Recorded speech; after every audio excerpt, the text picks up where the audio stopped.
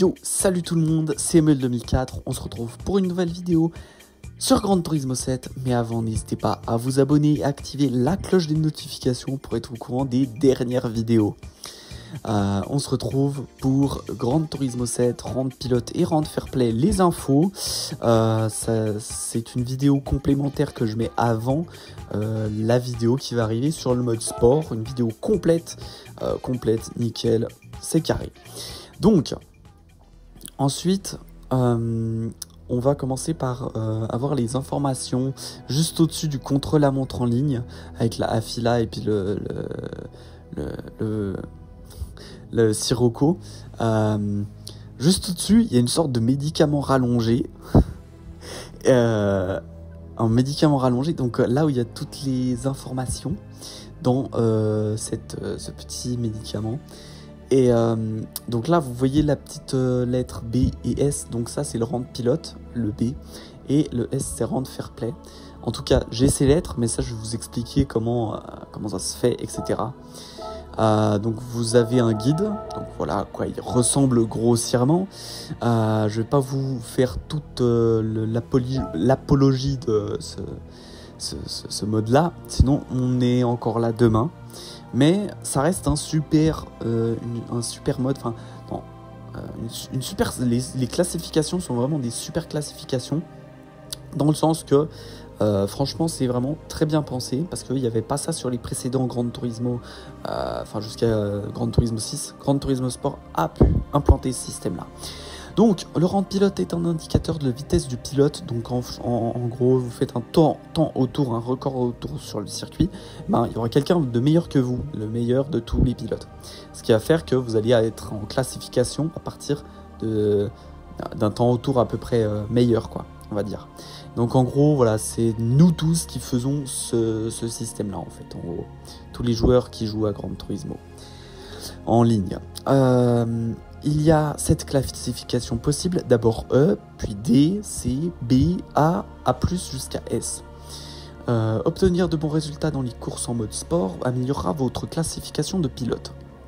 Votre Rendre Pilote est limité par votre Rendre Fairplay.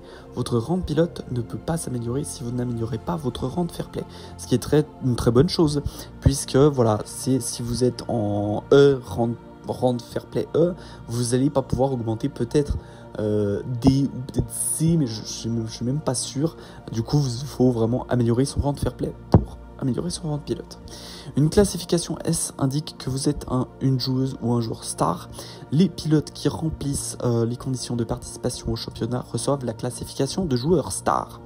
Je sais pas est-ce que je suis joueur star, mais dans le Fairplay, je sais pas. Mais voilà. On va passer au Rendre Fairplay maintenant.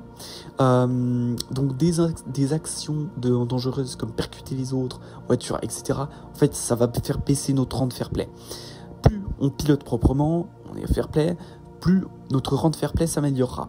Et il faut qu'on se respecte mutuellement en mode sport et qu'on conduise proprement. Ça, c'est la base du respect. Vraiment, j'insiste là-dessus. C'est vraiment quelque chose... faut vraiment...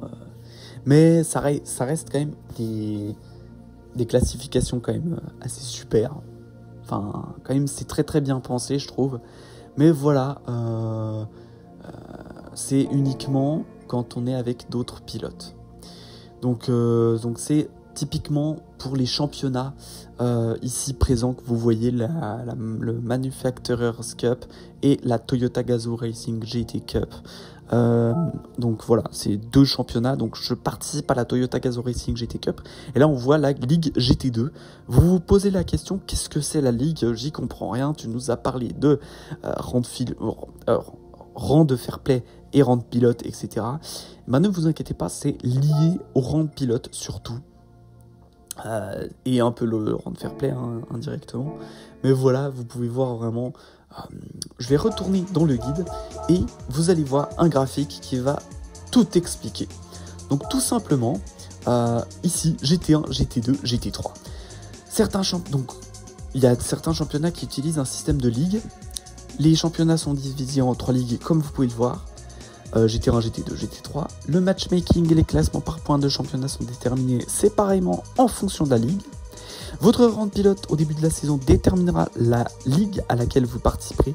Et une fois qu'on s'est inscrit en rang de pilote, par exemple en GT2 parce qu'on est rang de pilote B et qu'on augmente en pilote, on va pas passer en GT1, on va rester en GT2 pour le reste de la saison. Donc tout simplement, c'est des petites informations qui peuvent être très utiles.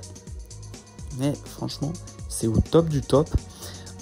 C'est très bien expliqué ici, puisque GT1A ou mieux, GT2 rang de pilote B, et puis GT3 rang de pilote C ou moins.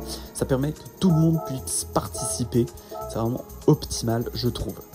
Voilà, donc c'était tout. Mais voilà, ça reste un mode sport assez complet, j'en ferai quand même une vidéo. J'espère que cette vidéo vous aura plu. C'était ML2004 pour Gran Turismo 7. Ciao ciao.